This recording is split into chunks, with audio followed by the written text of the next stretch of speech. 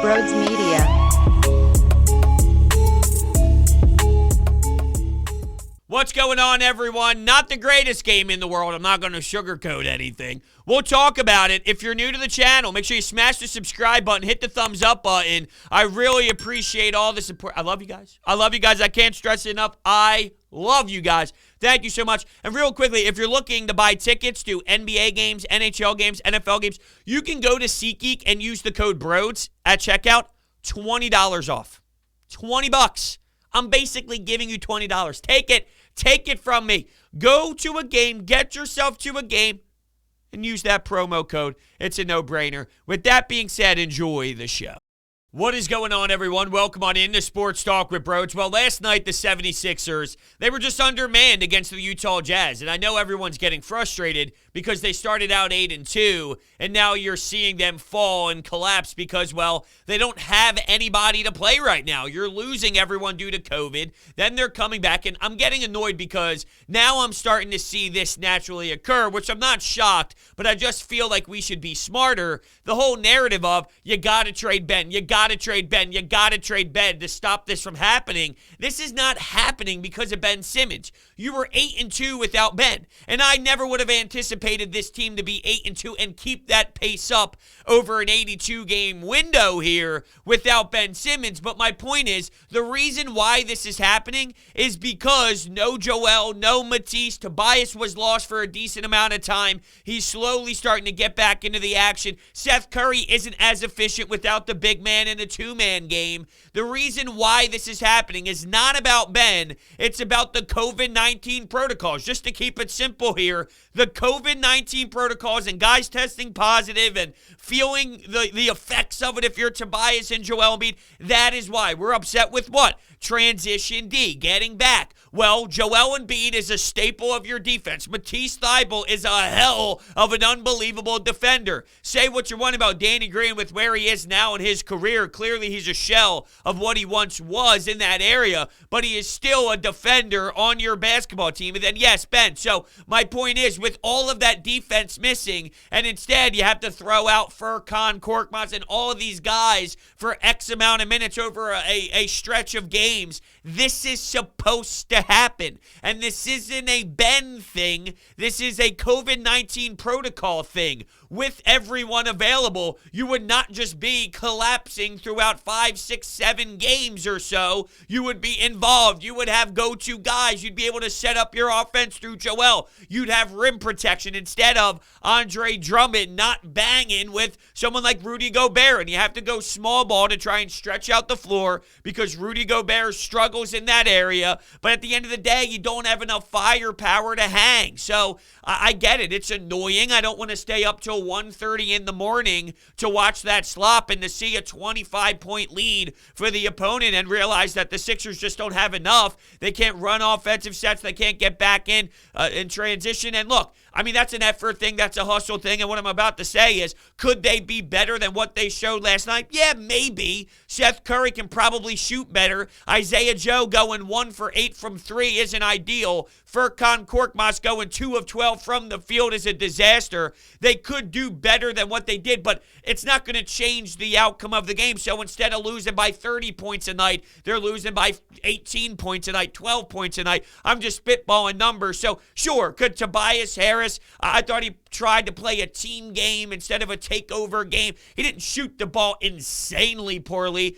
He went 1 of 3 from 3, and he went 4 of 9 from the field. He had a couple assists. But if your point is, hey, Tobias Harris has to take over the game and will you to victory, that's not who he is. And you just have false expectations on where he's at. And I know that some try to apply the compensation and the paycheck that he receives every single game day and say, well, that's what he's paid to do. No, he's not. Tobias Harris was never paid to just take over games and be your number one guy.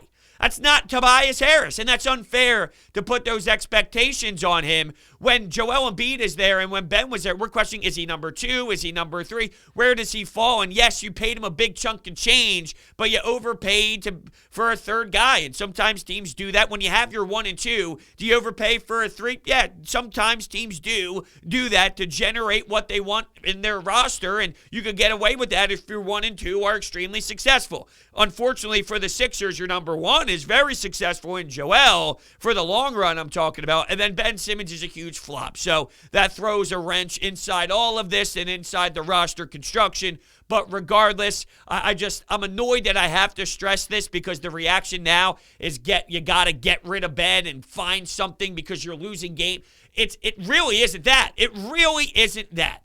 It's just falling into the same timeline of trying to get your players back onto the court after having to be shut down and quarantining and all of that. And Joel Embiid feeling it and trying to get better through that. And then keep in mind when he returns, where's he going to be at with his conditioning? Where's he going to be at with the execution side of things? He had some ups and downs throughout this point of the season. Is that because maybe it impacted him and he did not know that he fully had it and he was playing with it, and maybe that's some of the reasons why he wasn't able to execute as strongly as we've seen at a consistent level? Is it because the basketballs were different and we knew that he was pretty vocal about that as well? Is it a combination of both? Or maybe he just didn't have it and he was getting into rhythm as a player. But my point is now we need to wait for him, and who knows? Joel's one of those talents that he gets his number called, he's back out on the floor and he gives you 32 and 18 and you get a big-time win on the road, and it's like, all right, didn't skip a beat. But the alternative could be in play as well, which is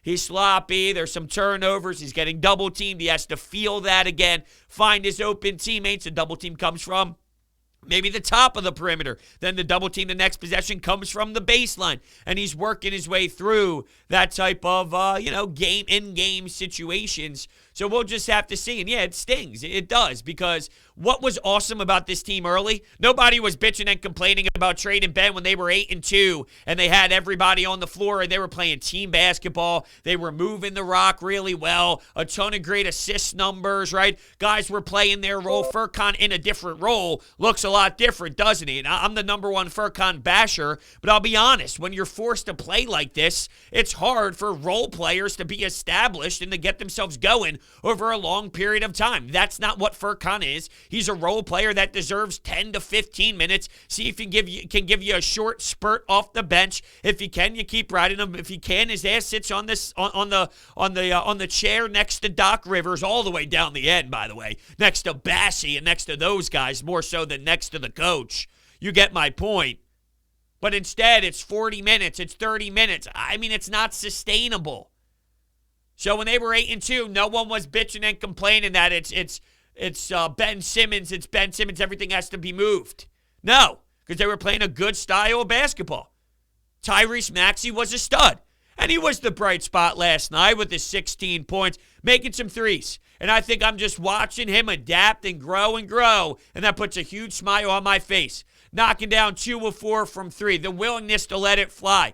And I think early in games, I guess the best way to explain it is kind of the traditional point guard role, where maybe the game is trying to be established as a team with, hey, set things up, get into certain sets, let's run our offense this way, instead of that, hey, Tyrese Maxey, go make plays out there, with more of the free-for-all style. It seems like they're getting away from certain action with Tyrese Maxey early, and I think one thing that he does so awesome and something that makes it so damn entertaining is let him play. Give him that open floor. Give him that open policy and say, be you, Tyrese Maxey, compared to someone maybe keeping him handcuffed just a bit. And as the game plays out, you start to see that happen organically, and he'll attack the rim with his speed. He'll do the floater. He'll make a pass, but then I think he's doing an excellent job of staying in the play instead of, hey, I'm making that simple pass, I'm making that play, and now I'm disregarded from the action. Well, I like for him to be a little bit more involved early on. I think overall, big picture-wise,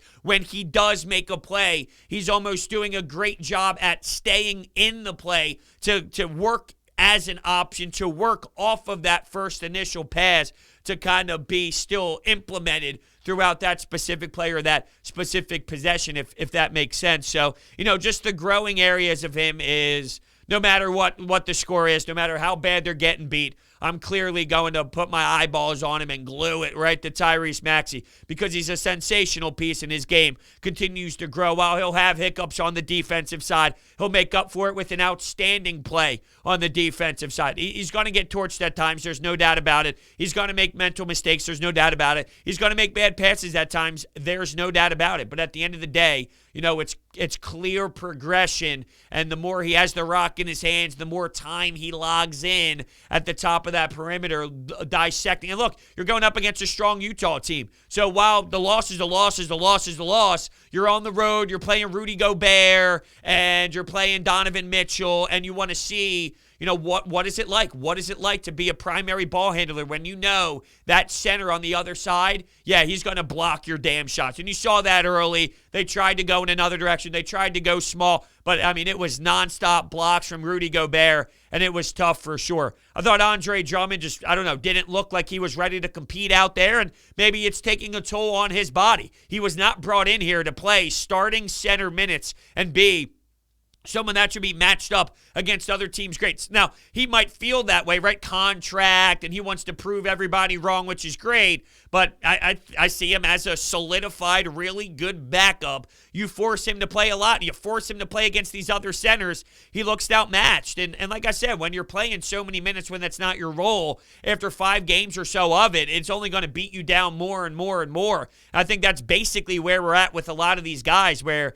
they don't have their legs and they're trying to do too much because they're role players as it is, and they shouldn't be. You look at the numbers of him with the basketball close to the rim. It's egregious. I think all of us could do better with him fitting. You would think it would be even less than what it is. I'm shocked that it's playing around that 50% number. It seems like it's about 25% with some of the takes he has at the rim that he can't finish on. It's crazy. It's wild. It really is. Who else had a tough night? Shake Milton had a tough night, 7 of 19. It's tough. It's 1,000% tough to hang in there when this is the case. This isn't a Sixers thing. Oh, the Sixers can't handle this. No team is properly constructed enough to be able to work around the scenarios that they have been handed with the COVID-19 protocols. Now, there's like some drama going around the Twitter sphere. Now, first, Shams dropped a video the other day giving an update, and I'll put air quotes on there, about Ben Simmons and Rich Paul. It's the same exact story. It's for clicks, it's for views, it's for The Athletic and whatnot. And Rich Paul doesn't realize that they keep pushing this mental health narrative and how bad it is publicly. You're creating that. It's you that's generating that buzz. It's not the Sixers. And this whole, they need to take it seriously. They are. That's why they told Ben, hey, you can go to our specialist. They alluded not to, or they chose not to, which is fine. They went in their own direction. But there's a reason why Ben Simmons can't get doctors to sign off on him not being able to go to workouts, him not being able to study film, him not being able to do certain things if it was as clear as day as it is. And I'm not calling the guy a liar. I think there's clearly something going on here. But I will say there's also a reason why they are not getting doctors to sign off on it. It's just that simple. The Sixers have clearly said, hey, Ben, we'll stop finding you. You'll work with your mental health, and then you're not now taking the right measures here. You're not taking the right steps and going down the right path to then fulfill your side of this. Which then now it's on the Sixers. Say, fine, if you're not going to, then we are allowed to now start implementing some fines again because you should be ramping up to be on this road trip, and he's not. And I think the Sixers are doing the right thing, because Ben's trying to be a snake and slither around this thing. It's ridiculous. It's ridiculous. So there's apparently in-house, there's split decisions on how this should be handled. Some believe that they should just trade him and get it over with. Others think they're doing the right thing. And at the end of the day, the only thing that matters is Daryl Morey. And sure, ownership matters too. If they really wanted to get involved big time and make a decision, they can make that decision. They have the last say of things as the owners. But at the same time, Daryl Morey is the one pushing all the right buttons. And they hired Daryl Morey to do this. They hired Daryl Morey. Why? Because he's one of the best basketball people in the sport. There's a reason why when he became available, everyone said, drop what you're doing right now. Go get that guy. Go get Daryl Morey. He's worked with big stars before. And then how ironic, here we are dealing with these types of unfortunate circumstances. Daryl Morey is what matters here, and it seems he's going down the road of this, and that's fine. I support it every step of the way. Just get rid of him. No. And I said this during coffee with Brodes. I'm glad I'm not making the decisions because I would have made a knee-jerk reaction and traded him for CJ, for Colin Sexton, for D'Angelo Russell, for any of those guys. And I'm so pumped up that they did not do that. And I would have been fired, and my ass would have been in the seats with everybody else if I was. And that's why Daryl Morey's there. You don't want to react emotionally. You don't want to pull the trigger like that on a trade that would come back to bite you. I just find it hilarious that the same people that want Ben out of here for anything would be the same people that said whether it's Sexton or D'Angelo, if they sucked, it would have been a big, wow, I can't believe they gave up Ben Simmons for that. Right? I mean, you can't have it both ways here. And trust me, no matter what you think you're going to tell yourself right now, I wouldn't have that reaction. Your ass. My ass. Anybody's ass. Whoever's ass you want to plug in. Their ass. Because I ain't buying it. Trust me, I've been around long enough. I've seen reactions in this city long enough. I know how it works. Hell, sometimes I've been a damn part of it. I ain't going to sugarcoat it. I ain't going to ride from it. Or hide from it, I should say. So, yeah. There it is. So, we're gonna react to some Anytime Hotline calls. Before we do, let me tell you about DeSimone Jewelers. They're a family-owned business located in Haddonfield, New Jersey. They were previously in Jewelers Row. Will, Lou, Nick, Mike, they're a great, great family to work with. They treat you like family. I keep using the word family because that's what it's like. You're not just a customer. You're not just a person. They sit you down. They educate you. They teach you. They get to know you. It's a really awesome experience. I went to them for my fiance's engagement ring. You should have seen, the face of my fiance when I went on one day, and it wasn't because she was stunned that she had to spend the rest of her life with me. It's because the size of that diamond and the price of that diamond, too, I'll tell you what, they will absolutely hook you up. All right, they work with you to get the best design at the most reasonable price you will find in the market. They do custom jewelry designs, jewelry repairs, appraisals, watch repairs, battery replacement, diamond setting, and jewelry cleaning. You go in there, you tell them Brodes sent you. They will absolutely hook you up. I go for every event at this point. My fiance's birthday, whether it's a Mother's Day or it's Valentine's Day or it's Christmas. They are the best in the business. Let me say that one more time. They are the best in the business. It's the best atmosphere I've ever been involved in when it comes to jewelry. DeSimone Jewelers, their website's in the description. I'm telling you, you do not want to miss out on what they can provide for you. DeSimone Jewelers. Tell them Brodes sent you. All right, let's hit the Anytime Hotline. Hear from you. I know people are annoyed with it, but that latest Shams report got people buzzing a little bit again with it. Sometimes calls are going to be coming in about Ben, and there's nothing we can do about it. You know, I get it. It's annoying. It's toxic. It's this. It's that. It's also one of the biggest stories surrounding this team that you can't run from. So here we go. Hey, what's going on, Brodes? As far as the whole, Ben Simmons, Rich Paul, recent, Shams bomb situation, I think at this point, most, even casual fans, we all know, if you follow NBA at all, you all know that, nothing that's said can be taken at face value. Everything is, kind of a subliminal thing that you have to look at and analyze. And so, everything is part of a negotiation and, public relations. But I just don't really understand what Ben and Rich Paul are trying to do with this type of move. It's almost as if, they're just completely out of touch with what a normal person might think. I feel like every person has had that job where you just wake up in the morning and you're just, oh, no, I got to go back there today. Just another day of this. It sucks. And it just seems like they have no concept of how a regular person relates to the situation that Ben is in. I understand what you're saying. At the same time, though, like just to play a little bit of devil's advocate, it is a unique spot that professional athletes are in, and it's always difficult to relate the average work and the average people to what they are, right, with all that attention, right? You do finance. No one's bashing you for 24/7 on finance talk radio, and there's no finance team in Philadelphia that people root for heavily, social media and all that money, right? So it's just so hard to relate, and I guess outside of that, I do agree with you that they're out of touch in this regard with the whole mental health side of things. So they're out of touch for sure, and it's with the mental health side. They don't see the steps that we've taken as a community and as society with Lane Johnson and how hard it is to really own up to that. It's like, I'm not saying own up, maybe that's the wrong word to use, but when I say own up to it, it's like, to admit that there's something wrong. That's not an easy thing to do. It's very, very difficult, and this almost makes light of it just to get paid and just to get the money that you're looking for, and that's where it really eats me alive.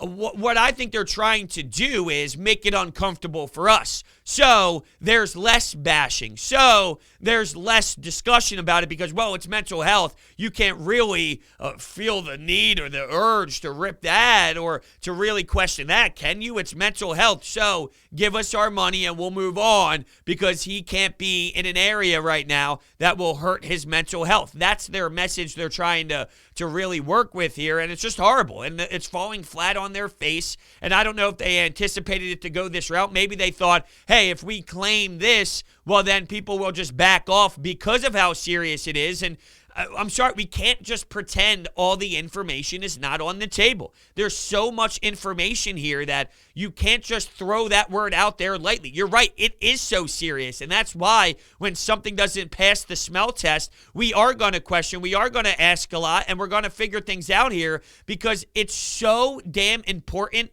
that we continue down the right path with mental health that this almost makes it take a step back, and we don't want that. So it is so serious that we won't allow others to put mental health in an area that is murky and milky and cloudy. No.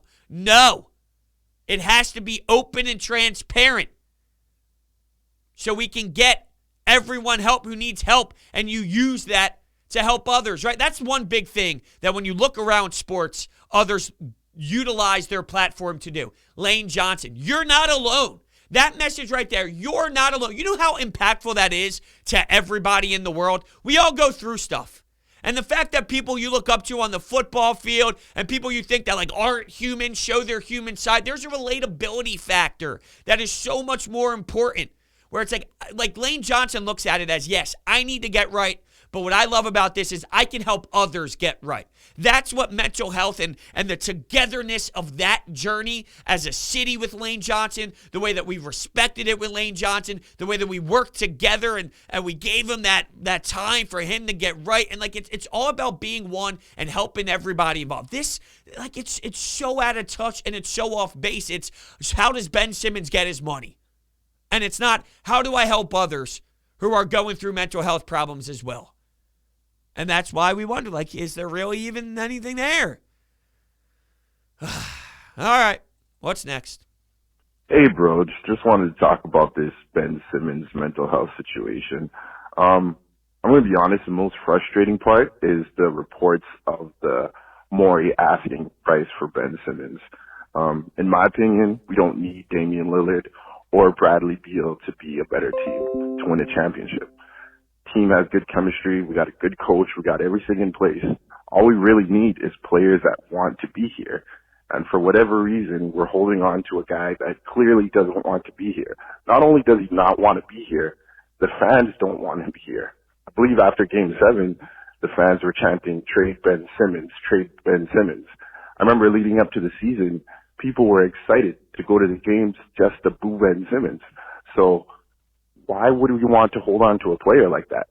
The reason they want to hold on to him is so they get the right compensation in return to team up with everybody else. Now, in regards to that call, yes, early on, there was good team chemistry. They were moving the ball. They were 8-2, and that's what was being alluded to there. That what was being referenced, just to be clear, was the beginning stages of the season where the team was playing well and the team was clicking. Now that nobody's out there on the floor, of course it looks that way. So, yeah, there is a good form of team chemistry prior to all this happening, and the reason why you're holding on to him is because you, like, it really isn't that hard, right? Like, what the fans want is irrelevant, right? Well, the fans want this. The fans are fans. You need basketball people making basketball decisions that's right for this franchise. It's not about the right now, this very second, although the window is smaller due to where Joel Embiid is at in his career, knowing he's in his prime and knowing that he might not have the longest career in general because he's a 7'2" guy running 3,000 miles up and down the floor, it seems, every single damn play, hitting the floor and all of that.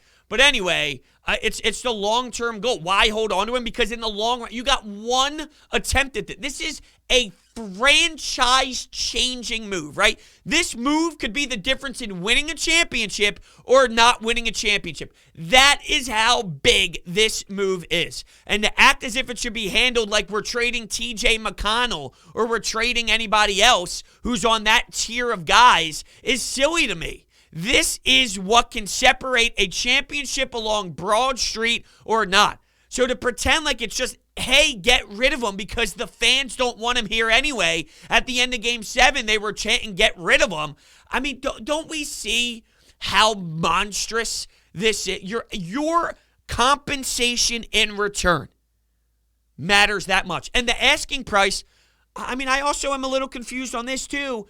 No one actually believes that Daryl Morey is sitting there saying the only way he accepts a trade is if he gets what he's putting on the table with Boston or any other crazy scenarios that were offered in the past. It's called negotiating. It's called being a general manager, president of basketball operations. You come in high as hell. And guess what? When you're trying to trade for somebody else, you come in low as hell. And then you bargain and you go back and forth. That's what it's about. You don't just give someone with this type of value away. Brodes, there's no value. He's a 6'10" point guard ability who passes and moves like no one we've ever seen before. The league values him. The league sees him as a special talent where if you tap into that damn potential, it's scary and can change their franchise. There's something that will become available, but you have a 4-year deal signed, and this is what happens when you sign those 4 years. You have the leverage compared to an Anthony Davis who wanted out, and New Orleans said, okay, I want out, or he wants out. Okay, we know we're going to lose him, so we'll trade him to make ourselves get something in return because we're going to lose him anyway. That's not the same situation here. This is very new. This is very CBA-ish now. Now you start talking about how this dictates where the sport is going contractually and how this is impacting the future of NBA players and how this is handled 1,000%. So that's how I would answer your thoughts there. You can't pretend this is a small trade and just whatever. No. You got to play the long game here because this is the difference in the ultimate goal or not. So you got to be patient throughout the pain. I'm not saying it's easy. I get it because we're very emotional, but that's reality of the situation. I think that is where we're going to kind of shut things down here for today. It was a dud. They play on Thursday night against the Nuggets, 9 p.m. You know, I'm not expecting much different at this point because I think we understand the circumstances, but we'll see. We'll see how the fight goes. With that being said, I want to thank everybody so much for hanging out, and I will see you next time.